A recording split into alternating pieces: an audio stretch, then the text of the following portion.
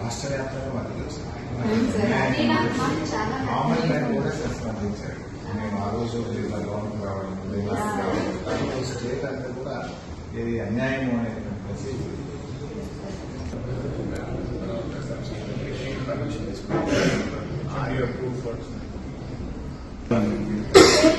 ఆ రోజన్నా సార్ ఉంటారు ఎక్కడైనా కేసీఆర్ సార్ దగ్గర కూర్చుంటామని ఫిక్స్ అయిపోయింది. అన్నా ఉన్నారు ఏమో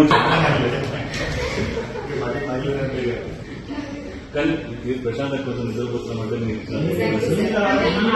సార్ మీ దగ్గర వచ్చే ఇద్దరు లేదు సార్.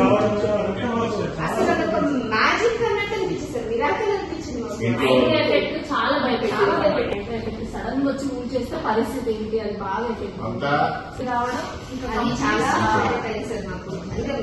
సేఫ్ అయింది. ఈ రోజు లిటరలీ నిద్రపోతున్నాం అంటే జస్ట్ బికాస్ మాకన్నా మా ఇంట్లో వాళ్ళకి నమ్ముతున్నారు సార్. అంటే మా పేరెంట్స్ పెద్ద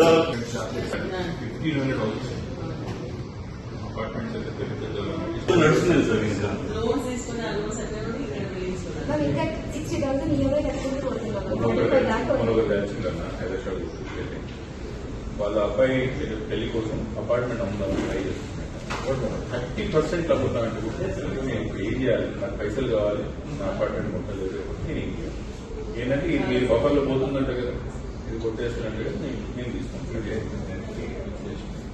ఫ్యూచర్ పిల్లల కోసం దాచుకుంటాం.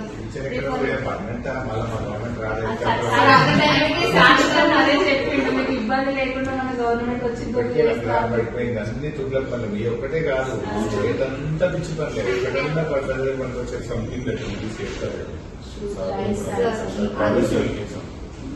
మా జనరేషన్ మనం ముందరమే సార్ లోకల్ ఎంపీ గారేమో ఇది పోతే బాగుంటుంది.